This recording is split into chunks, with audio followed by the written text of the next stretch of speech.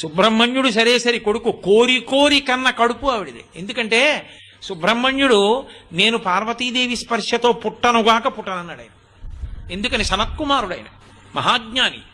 ఆయన ఒకసారి బొంత కుట్టుకుంటుంటే పరమేశ్వరుడు వెళ్ళి నీకు వరం ఇస్తానన్నాడు. ఆయన అన్నాడు నువ్వు నాకు ఇచ్చేది నీకే ఇస్తాను కోరుకో అన్నాడు.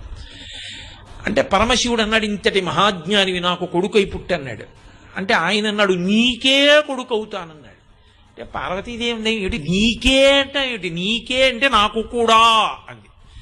ఆయన అన్నాడు అమ్మ అలా నాకు అది కుదరదు, నువ్వు ఎంత జగన్మాతవైనా నేను గర్భవాసం చేయను, యోని సంభవుణ్ణి కాను, అందుకని నీ కడుపులో నేను పడుకోనన్నాడు. అదేమిట్రా నాయన నీ వంటి వాడు నా కొడుకు కాకపోతే అలా అవ్వవలసిందే అందావిడ. అయితే ఓ రాజీకి వద్దాం, నువ్వు ఒకనకొకప్పుడు శరవణ తటాకంగా రూపాంతరం చెందావు నీటి సరస్సుగా హిమాలయ పర్వతం మీద, అందులో పడి బయటికి వస్తాను, అందుకని నా పేరు శరవణ భవ, ఆయన మంత్రం కూడా అదే. అందుకని నీ సుబ్రహ్మణ్యుడు సరే కొడుకు కోరి